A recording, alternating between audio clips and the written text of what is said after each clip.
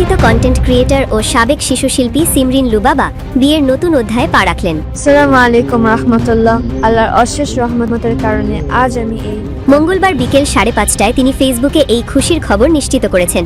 সিমরিন লিখেছেন, আলহামদুলিল্লাহ, দুইটি আত্মা এক কিবলা, দুনিয়া এবং আখেরাতের জন্য।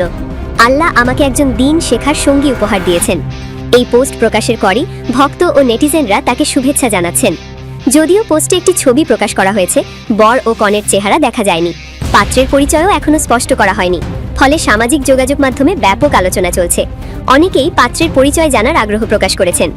লুবাবার পরিবারের সূত্রে জানা গেছে, পাত্র একজন আলেম এবং দেশের বাইরে থাকেন। 16 বছর বয়সে ইসলামী বিধান অনুযায়ী পারিবারিকভাবে বিয়ে সম্পন্ন হয়েছে। পরিবার শিগগিরই বিস্তারিত তথ্য প্রকাশ করবে বলে জানিয়েছে। সিমরিন লুবাবা বড় হয়েছেন মিডিয়া বান্ধব পরিবারে।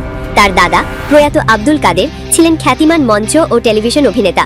লুবাবার মা জাহিদা ইসলাম জেমি জানিয়েছেন, লুবাবা ধর্মীয় বই পড়ে নিজের উপলব্ধি থেকে জীবনধারায় পরিবর্তন আনতে এই সিদ্ধান্ত নিয়েছেন।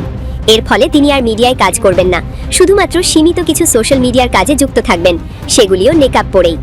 শোবিজের চাকচিক্য ছেড়ে আধ্যাত্মিক পথে যাত্রা শুরু করা লুবাবার নতুন জীবনধারা অনুপ্রেরণার এক উজ্জ্বল উদাহরণ। আসসালামু আলাইকুম রাহমাতুল্লাহ। আল্লাহর অশেষ রহমতের কারণে আজ আমি এই পর্দাতে